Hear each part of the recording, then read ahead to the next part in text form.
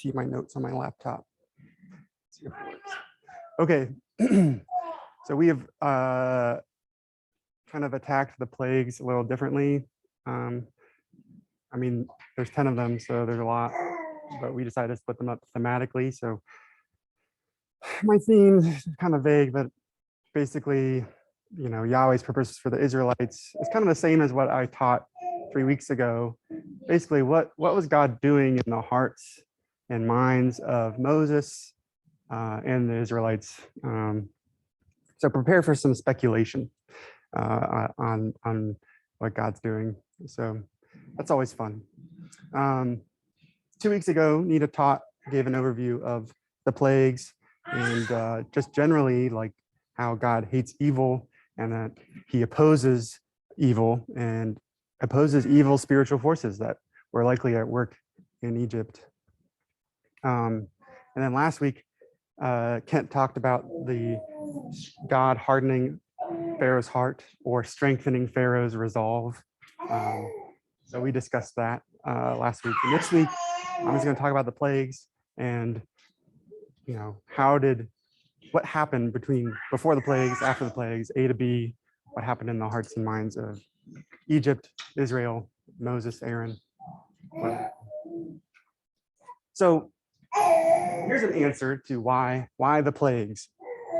God was punishing the evil Egyptians and saving his people, the Israelites, from the Egyptians. He wants to rescue them and to deliver them to the promised land so that they can live happily ever after. I wouldn't blame you if this was your answer if you just watched Prince of Egypt or sat in any kid's Sunday school class. This is, classic good versus evil. Obviously Egyptians are bad, so they deserve punishment, and Israel, they're good, so they need to be saved. But reading the words of Scripture, it's not this simple. This is like the thesis statement for the plagues. It's what Nita quoted 2 weeks ago. I'll read it again so that we know kind of what Yahweh told Moses, what his purpose for the plagues were. So Yahweh said to Moses, "See, I have made you like God to Pharaoh, and your brother Aaron will be your prophet. You are to say everything I command you, and your brother Aaron is to tell Pharaoh to let the Israelites go out of this country. But I will harden Pharaoh's heart, and though I multiply my signs and wonders in Egypt, he will not listen to you. Then I will lay my hand on Egypt with mighty acts of judgment, and I will bring out my divisions, my people, the Israelites. And the Egyptians will know that I am Yahweh when I stretch out my hand against Egypt and bring the Israelites out of it." So, my summary, Moses like God, Aaron like a prophet, kind of a weird thing, but Pharaoh was considered like a god. So for Pharaoh to consider Moses to be like a god would be like this, big one-upmanship. And I mean, that's what he does. Pharaoh, they're supposed to tell Pharaoh, that's the message, right? Pharaoh is supposed to let the Israelites go. They keep asking him to do it. They ask him 10 times, actually more than 10 times. But then Yahweh says he's going to harden Pharaoh's heart or strengthen his resolve so that he won't do it. Even though he multiplies signs and wonders, he will not listen to you. And then he adds this thing at the end, that Egypt will know that I am Yahweh.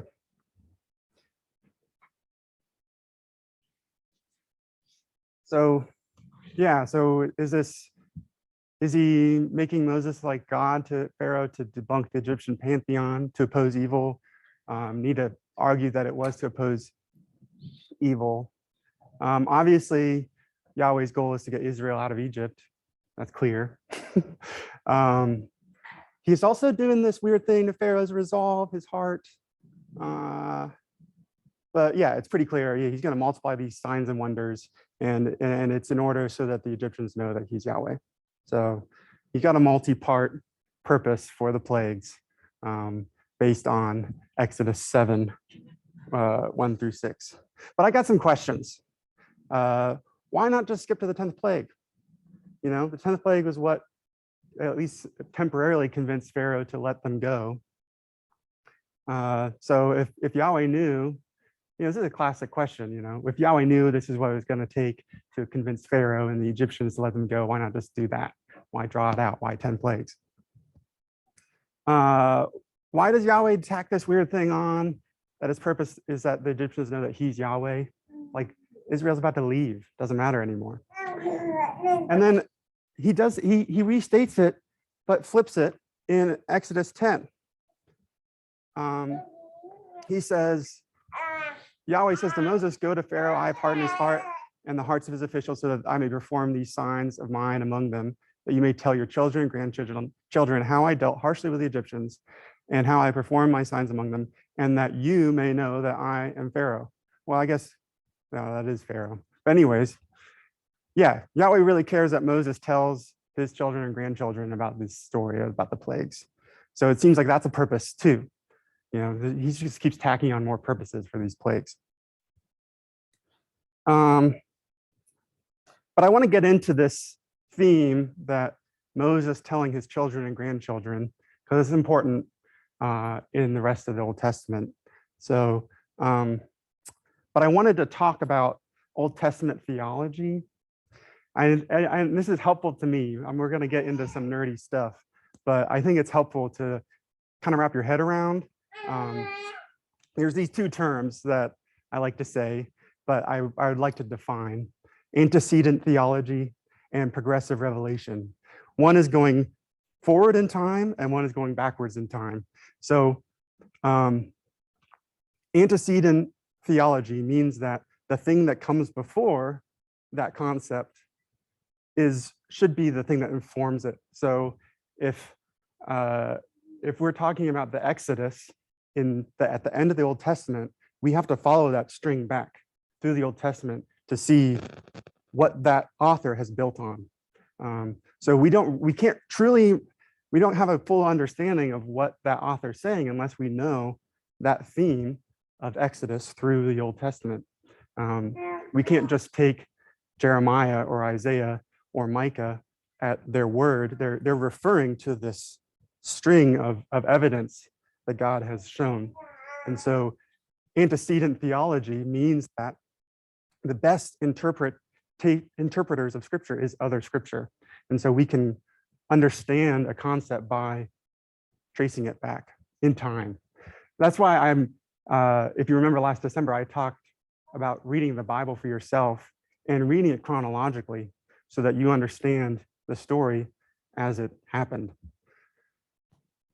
But what throws a wrench into this is that Old Testaments don't quote other parts of the Old Testament. Unlike the New Testament, where there's quotes around things and it has little reference and you can go back. Old Testament authors, they just paraphrase these things. They just kind of, mention Yahweh delivering his people, then you kind of are like, oh, maybe this is an Exodus thing. Or they mention Yahweh creating, oh, maybe this is Genesis thing. And so it's kind of an art as much as a science. So yeah, you have to pay attention and you have to be familiar with these Old Testament themes to pick up on, these code words that they drop in, mix in into these prophecies or into history. But the thing is, Jewish people that we're reading about were experts in Old Testament. They knew it. And typically, the typical Jewish person had most of the Psalms, maybe all the Psalms memorized by heart. We don't have them memorized by heart, but they knew it. It was their theology book. Progressive revelation means that God revealed himself gradually, progressively over the millennia through multiple authors. So it means that Exodus, we're at the beginning of the story. It's the first event of its kind. There are more events that people will put a hyperlink, just like on a website, they put a hyperlink back to Exodus. So you read it and you're like, oh yeah, this is Exodus. But to be an informed Old Testament reader, you have to know this story. So that's why we're teaching Exodus, because then you guys all know when you read Jeremiah or Isaiah, oh this is Exodus and this is the story. So I'd like to talk about this theme of Israel retelling the events of the plagues. It comes up a whole lot. So he says, tell your children and grandchildren how I dealt harshly with Egyptians and how I perform my signs. so that Pharaoh knows that I am Yahweh. The most clear address of this is in Isaiah 78. Asaph, the psalmist, he gives his purpose right here. He says, my people hear my teaching, listen to the words of my mouth. I will put my mouth with a parable, open my mouth with a parable. I will utter hidden things from old, things we have heard and known, things our ancestors told us. We will not hide them from their descendants. We will tell the next generation the praiseworthy deeds of the Lord, his power and the wonders he has done. He decreed statutes for Jacob and established the law in Israel, and he commanded our ancestors to teach their children. There you go. So that the next generation would know them, even the children yet to be born, and they in turn would tell their children. Then they would put their trust in God and would not forget his deeds, but would keep his commands. They would not be like their ancestors, a stubborn and rebellious generation, whose hearts were not loyal to God, whose spirits were not faithful to him. And then he goes into a long retelling of Israel's history. We skip to verse 42. This is a little bit of a spoiler alert. They didn't remember his power the day he redeemed them from the oppressor, the day he displayed his signs in Egypt. So obviously, it didn't go to plan. Yahweh told Moses to tell his children and grandchildren so that they remember. They don't remember, but let's just read what they're supposed to remember. The day he displayed his signs in Egypt, his wonders in the region of Zoan, he turned the river into blood, could not drink from their streams. He sent swarms of flies that devoured them, and frogs that devastated them. He gave their crops to the grasshopper, their produce to the locust. He destroyed their vines with hail and their sycamore figs with sleet. He gave over their cattle to hail, their livestock to bolts of lightning. He unleashed against them his hot anger, his wrath, indignation, and hostility, a band of destroying angels. He prepared a path for his anger. He did not spare them from death, but gave them over to the plague. He struck down all the firstborn of Egypt, the first fruits of manhood in the tents of Ham. But he brought his people out like a flock. He led them like sheep through the wilderness. So this was the message, I guess, of the plagues that they were supposed to remember. And Asaph put it in there as a, in his psalm. So if you remember, this probably would have rhymed in some way in Hebrew, so that people could remember these history and then remember to not forget. So yeah, there's just like this ongoing lesson of remembering. Please remember the events of the plagues. So yeah, Yahweh wanted to be known as Yahweh. He wanted to be known as Yahweh by Israel. He wanted to be known by Yahweh by Egypt. He had a dual purpose to be known. And he wanted Israel to remember his faithfulness across generations, but they didn't. I mean, we know that we know that they didn't. It's not hard if you know the story of the Old Testament. Things die within a generation or less. The memory of Yahweh. I'd like to talk about this knowing, because I think the biblical concept of knowing is a little different. Kent talked about last week about the heart, the Hebrew understanding of the heart being the seat of the will, and it's closer to our concept of the mind. I'd like to quote from Jeremiah 17. Honestly, there's a lot of hyperlinks from Jeremiah to Exodus. And if you know biblical history, you know this because Jeremiah was one of the last prophets before they got sent into exile. And he's telling them, hey, you guys are going to go into Babylon, but just like Yahweh delivered Israel from Egypt, you're going to be delivered from Babylon. So there's tons of hyperlinks between Jeremiah and Exodus and Isaiah and Exodus, because they're doing what Yahweh said. They're calling on the character, or pointing to the plagues as this is a demonstration, or the Exodus as this is a demonstration of Yahweh's character. Anyways, Exodus 17:7, he says, "Blessed is the man who trusts in the Lord and whose trust is the Lord. For he will be like a tree planted by the water that extends its roots by a stream and does not fear when the heat comes, but its leaves will be green, and it will not be anxious in a year of drought, nor cease to yield fruit. So this is someone who knows, remembers, and trusts Yahweh. They will be steadfast. But the heart is more deceitful than all else and is desperately sick. Who can understand it? I, Yahweh, search the heart. I test the mind, kidneys, to give to each person according to his ways, according to the results of his deeds. You see, the Hebrews didn't really understand which organs in the body did what. So they applied kidneys. I think people's feelings would be here, or maybe it was in the bowels. I don't know. I mean, they equated like the feeling in your body to probably that's the organ. You know, I feel nervous and I feel a funny feeling in my tummy, so it must be my kidneys. So yeah, it's kind of confusing when the Hebrews refer to different organs. It's not really the purpose. So anyways, the heart. This is a good memory verse. The heart is deceitful above all else and is desperately sick. Who can understand it? And as Kent said last week, it's really the mind. It's our ability to think, remember, it's deceitful. We deceive ourselves, and it's desperately sick, or some translations say beyond cure. But he says, Yahweh searches the heart. He's the cure. He's the one who can help us not deceive ourselves. So yeah, you see that knowing is more than just like knowing the fact. It's also remembering, and then that should lead to trust. And that was the kind of knowing that God wanted out of Israel and wanted out of Egypt, I guess, too.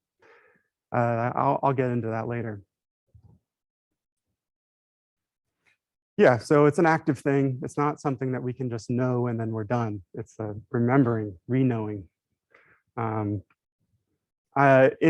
preparing for this teaching, I did some math while I was driving the other day. I was like, there's probably 100,000 churches in the U.S. And probably 10 times more teachings from the New Testament than the Old Testament.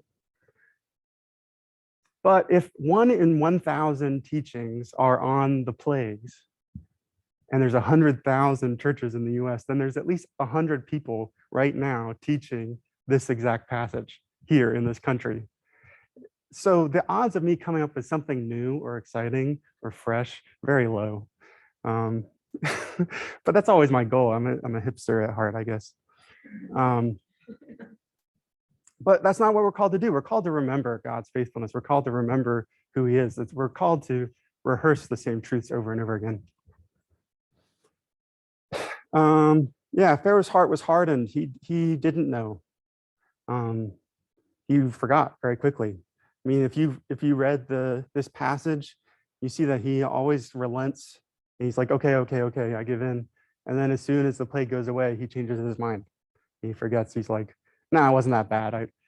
I gotta keep my pride. So obviously Yahweh was involved in that process, but I think this is a familiar pattern for us. And the truth is the Israelites weren't that much better. They were faithful for a little bit and then forgot. And they do that over and over again. And so we might be like, okay, yeah, Pharaoh was evil, but the same pattern is seen in the Israelites, and actually the same pattern is seen in us. We have a clear vision of God, and then hours, minutes, weeks, months later, we lose it and forget God's faithfulness to us. An interesting thing that Nita brought up that I'd like to explore is this term signs and wonders, right? From the same passage, our thesis statement, he says, I will harden Pharaoh's heart, and though I multiply my signs and wonders in Egypt, he will not listen to you. The commentator said that this phrase, signs and wonders, is pretty much exclusive to these events. It becomes one of those code words, those hyperlinks back to the Exodus events. So I thought it was interesting because I remember it being a common phrase in the New Testament too. So I cracked open a concordance Well, I just searched signs and wonders in the Bible and got a big list. So let's look at this crazy list. I'm not going to read the whole thing, but so yeah, here's this Exodus passage. Yahweh talks about it in Deuteronomy probably 5 times to look back on the plagues. It's in the Psalms, Psalm 135, Psalm 78 that I just read. He talks about signs and wonders. Signs and wonders. These are the plagues, right? 700 years later, right? Jeremiah, this guy that we just quoted from, he says the same thing. He says, you perform signs and wonders in Egypt and have continued them to this day. In Israel and among all mankind, you have gained renown that is still yours. Wow. Jeremiah is claiming that Yahweh fulfilled his purpose. His renown is still his. He's still doing his thing. He's still letting himself be known. Nehemiah, a little bit after that, about 100 years after that, says, yeah, you sent signs and wonders against Pharaoh. You made your name for yourself, which remains to this day. Kind of a weird thing, kind of a weird sidebar here in Daniel, while during the exile, Daniel sees it as the same thing, but he uses it in different context. This in Daniel 4 is when Nebuchadnezzar gets a dream of a giant tree, and he calls Daniel to interpret the dream, and he says, "It seemed good to me to show the signs and wonders that God Most High has done for me. How great are His signs! How mighty are His wonders! His kingdom is an everlasting kingdom. His dominion endures from generation to generation." And then later in Daniel, King Darius, who replaces Nebuchadnezzar, after throwing Daniel in the lion's den, he says of Yahweh, He delivers and rescues. He works signs and wonders in heaven and on earth. He who has saved Daniel from the power of the lions. So it seems to me that in the Old Testament that it looks back on the plagues and this testimony of who God is. And it's also just kind of this code for when God does stuff. You know, He does signs and wonders. And if you know in the New Testament, Jesus says that about false prophets in Matthew 24, that they will perform signs and wonders, confirming what they're going to do. In John, if you remember him complaining, unless you see signs and wonders, you won't believe. In Acts, Peter talks about signs and wonders being a sign of the last day.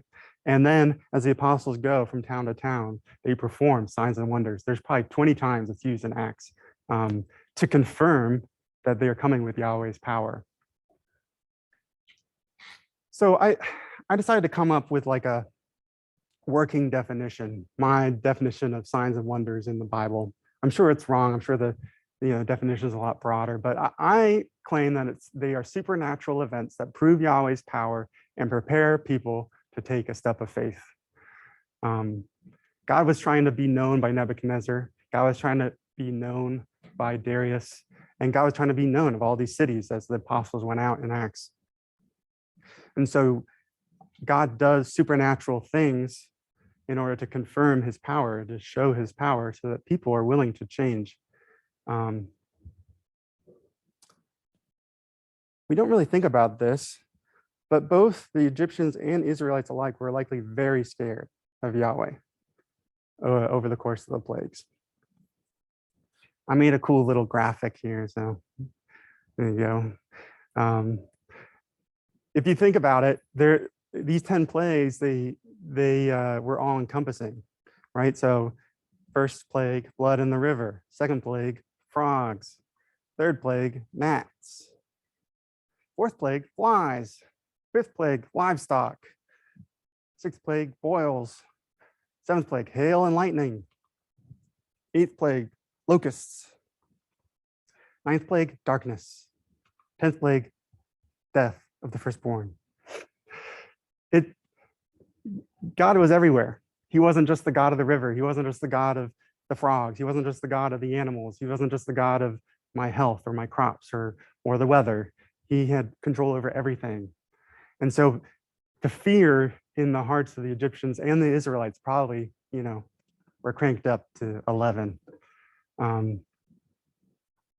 Yahweh wanted to change their worldview, the Israelites. Yahweh Yahweh was teaching them lessons on his omnipotence, his all powerfulness, and his omnipresence, that he is everywhere. He's not just in the river. Yeah, so after 9 plagues, the Israelites were finally ready to take a step of faith. Before these plagues, they only had this reject person they didn't like, Moses. They didn't really like him, telling him stuff about Yahweh. And they had these stories that were 400 years old of Jacob and Joseph, Abraham, Isaac, Noah. I'm sure they knew stuff about that, but it wasn't, personal to them.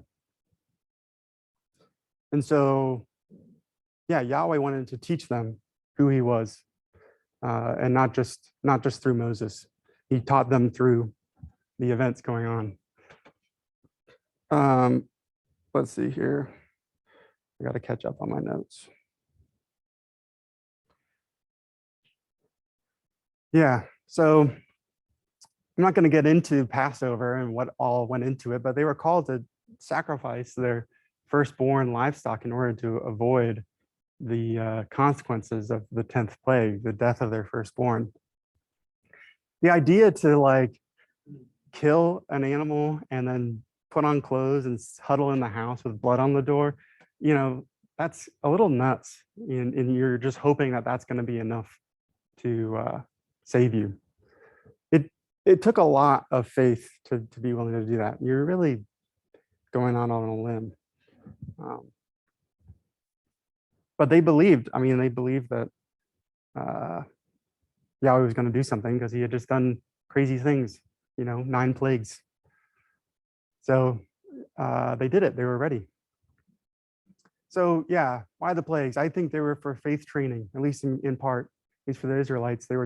He wanted to prepare them to leave, because if they left without knowing who God was, not ready to trust him, it seemed like they weren't, it would not have gone well.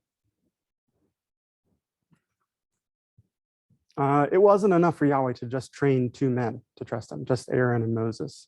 He wanted to train all Israel to know, believe, and trust in him. This makes me think of something I've thought about a lot, actually, is the church. This is a board game I played when I was young. Not the best board game to talk about in Mennonite church, but I played Risk. I had this old version, I don't know, it's from the 80s. And I had these Roman numerals. You put little armies on each country. And the goal, of course, was world domination. But you got a bonus if you controlled an entire continent. You got bonus armies, so you could, really stick it to your brother. But everybody learned early on, you could control Australia, and you get 2 bonus armies. You're controlling Australia, and there's only 3 countries there. But then you put 10 armies, 12 armies on Thailand. And so that really messes up Asia. Asia's 7 bonus armies. You put as many armies as you can on Thailand, and you just keep getting that Australia bonus armies. But what you do in Risk is that you have a bunch of armies on your front door, and then inside the interior, you have 1 army on each thing. So what would happen is my older brother would kill my 10 armies and then wipe me out in 1 turn, because I only had, 1 little army on each country. So what I learned later was that you want to put 4 or 5 armies on all your countries instead of just 10 on 1. It makes it a lot harder. You're going to last a lot longer in the game. But this is true of the church too. We often think, okay, as long as the person on the front door, the person who's gonna, he's gonna be the one who's gonna do this for us. So we put all of our investment in 1 person or a handful of people to serve the church. But that's not the purpose of the church. I mean, we can get into it, we can argue and debate it, but it's pretty clear that the purpose of the church is to equip each member for works of service. I can quote from Ephesians 4. I can quote from 2 Timothy to say that we're called to equip each member of the church. And you see the consequences of this. Whole churches getting wiped out when a pastor has an affair or when someone leaves the faith. Um, People's faith is not that deep, and they leave. And I think that's kind of, consequence of this thinking that, oh yeah, God's going to deal with this person and then they're going to teach me. But that's not what Yahweh's plan was for the Israelites. It's not Yahweh's plan for us either.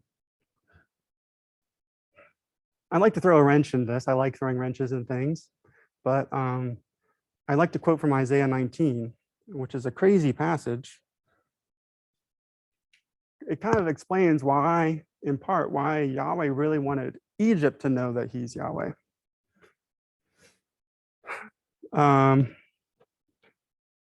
So Isaiah's talking about the end times. He's saying, whenever he says in that day, he's talking about, this future date. In that day, there will be an altar to the Lord in the heart of Egypt. What? They're trying to leave Egypt to put an altar out in the promised land, in the wilderness, and a monument to the Lord at its border. It will be a sign and witness to the Lord Almighty in the land of Egypt. When they cry out to the Lord because of their oppressors, he will send them a savior and defender, and he will rescue them. So Yahweh will make himself known to the Egyptians, and in that day they will acknowledge Yahweh. They will worship with sacrifices and grain offerings. They will make vows to Yahweh and keep them. Yahweh will strike Egypt with a plague. He will strike them and heal them. They will turn to Yahweh and he will respond.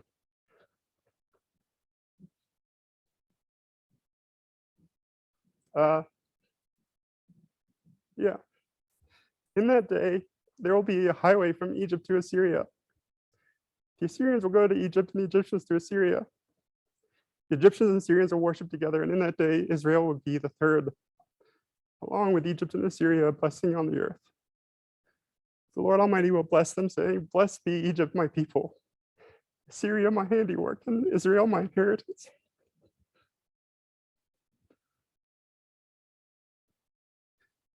This wasn't evil Egyptians, and Yahweh just, cutting them out.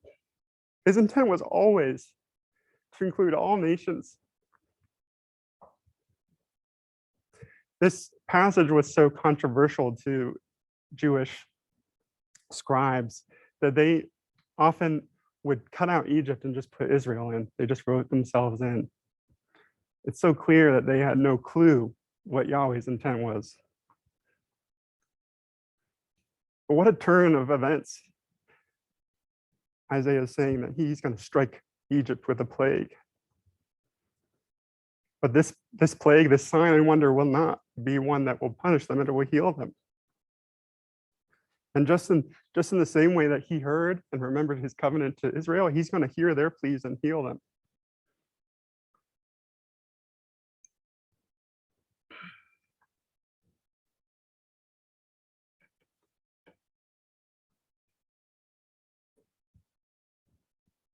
Just like in this story for Egypt and for some Israelites, I'm sure, just knowing God is scary.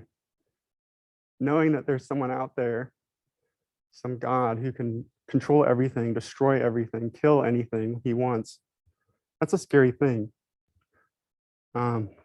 It's only when we start acting in faith that we actually know who God is. And he calls us to act in faith so that we can see his faithfulness, his mercy. I think many of you know that when we were young, when we had a simple idea of who God was, it was scary. But he wants us to know him in a real way, not just in some intangible way. And that was true for the Egyptians too. There's an interesting side note. In the Passover, they were called to consecrate their firstborn to the Lord, to set them apart. It seems there's reason to believe that Yahweh's initial plan for Israel was to have a priest in every family, to have the whole nation have skin in the game. It's only in Numbers, after they've really messed things up, that he says, yeah, I want the Levites to be my priests because you were supposed to consecrate your firstborn. I'll take the Levites instead. Yahweh really wants a relationship with each of us, and we can't sell our relationship out or outsource it to someone else. It's up to us to take steps of faith to know him. This is a little cycle thing that I saw when I was, I don't know, young. I think it's from Campus Crusade or something, you know, four spiritual laws. There's this cycle of faith, I like to call it. But the things that we know, we have to believe in. And the things that we believe, then we act on. And when we act, we gain experience and deeper knowledge, which will lead, you know, back into this cycle. But we have to complete the cycle to grow in our knowledge of God. I think in my own life, I just had a similar experience. About like 8-9 months ago, I got this sweet job. And many of you know this, but I love nerdy things. I'm an IT person. I got this job at a startup doing something I was really into, which was messing around with chats, like online chats, and getting them all into one app. It was very cool. I was very excited about it. I just asked for a job and they gave it to me. They paid me a whole lot. It was part-time. I could work from anywhere. It was a good job. But as you guys probably also know, Paige and I are hoping to go overseas. And so we went a week in Europe to this conference, and I was complaining to one of the guys there, like, I'm really nervous because I have to take 2 weeks off in the summer, at least to do this training school, and then probably more to go figure out where we're going to go. I'm nervous about my job. Like, how are they expect me to keep my job and do this? And this guy, he said, wow, that seems like a serious step of faith. You do this. And I was like, oh, crap. Yeah, it is a step of faith. And so that week, as we were away, I was like, yeah, it's worth me losing my job or quitting my job, because this is way bigger. I've committed, me and my wife have committed to doing this thing. And it's bigger than me keeping a sweet job that I like. Well, lo and behold, I get back and I lose my job. Literally the day we get back, they're like, yeah, we don't like that you were gone for a week. We really like you being here and working really hard all the time and never taking any time off. So you're done. There you go. I had made the decision while I was away that I was willing to lose my job over this choice. I didn't know that choice had already been made and I was already going to lose my job, but I did. It was really hard to lose this sweet job because I thought Paige and I literally the day before were like, wow, we could keep this job for years and move wherever, and I could keep working it and it'd be sweet, and I would have, status in the world, and people would think I'm cool. All the nerds would think I'm cool. But yeah, I'd already made this decision to go. I already made this decision to do this training school. I already made this decision to figure out where we're going to move. I didn't realize the cost. The cost was, status in nerddom, or a sweet job, some money, flexibility. And so then when I had to pay the price, it was hard. But when I realized that it was worth it, and this was like bigger than just my current circumstances, I mean, it made it a lot easier. So yeah, I think this is clear. Like, I forgot God's faithfulness. I forgot why I'm doing what I'm doing, because I liked my present circumstances. And I think this is what happens to all of us all the time. And this is what happened to Pharaoh. This is what happens to the Israelites. This is just, what we struggle with. So yeah, that's all I have. I don't have discussion questions. feel free to discuss amongst yourselves or talk about your weeks. I think this is interesting stuff to think about. I'll pray and we'll disperse. God, I pray that we would know you and continue to know you, and you would help us grow or remember or, deepen in our faith in you. Thank you that you're a good teacher. You're patient with us. You've been patient with us for millennia. Thank you for the ways that you demonstrated your faithfulness through the Israelites and through the story of Exodus.